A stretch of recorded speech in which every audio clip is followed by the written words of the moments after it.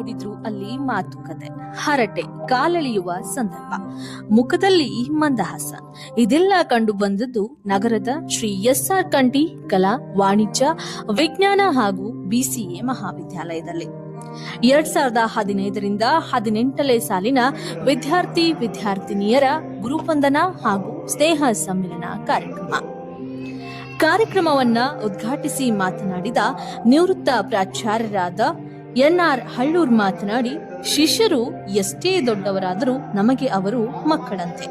ಅದೇ ಗುರು ಶಿಷ್ಯರ ಸಂಬಂಧ. ಈ ಸಂಬಂಧ ಹೀಗೆಯೇ ಇರಲಿ.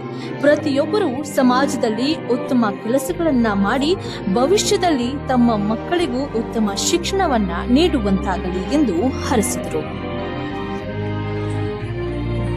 ಇದೇ ಸಮಯದಲ್ಲಿ ತಮ್ಮನ್ನಗಲಿದ ಸಹಪಾಠಿಗಳು ಮತ್ತು ಉಪನ್ಯಾಸಕರಿಗೆ ಮೌನಾಚರಣೆಯ ಮೂಲಕ ಗೌರವ ಸಮರ್ಪಣೆಯನ್ನ ಮಾಡಿ ಸ್ಮರಿಸಿದರು.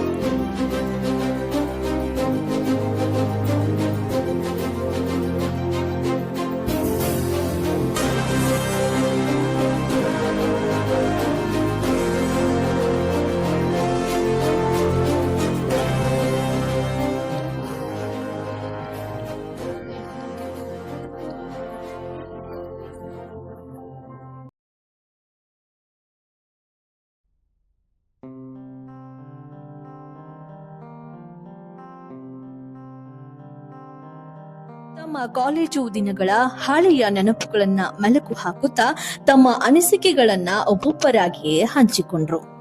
ಬೋಧಕ ಮತ್ತು ಬೋಧಕೇತರ ಸಿಬ್ಬಂದಿಗಳನ್ನ ಗೌರವಿಸಿದರು.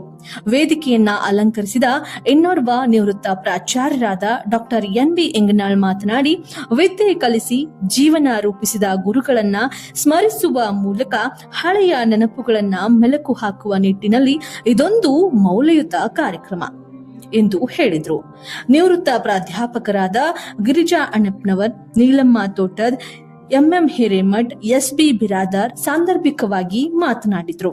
ಅಧ್ಯಕ್ಷತೆ ಸ್ಥಾನ ವಹಿಸಿ ಮಾತನಾಡಿದ ಪ್ರಾಚಾರ್ಯರಾದ ಡಾಕ್ಟರ್ ಎಂ.ಆರ್. ಜರ್ಗುಂಟಿ ಮಾತನಾಡಿ, ಹಳೆಯ ವಿದ್ಯಾರ್ಥಿಗಳು ಕ್ರಿಯಾಶೀಲರಾಗಿದ್ದು ಸ್ವತಂತ್ರ ಜೀವನ ನಡೆಸಿಕೊಂಡು ಹೋಗುತ್ತಿರುವುದು ಸಂತಸದ ಸಂಗತಿ ಎಂದು ಹರ್ಷ ವ್ಯಕ್ತಪಡಿಸಿದರು.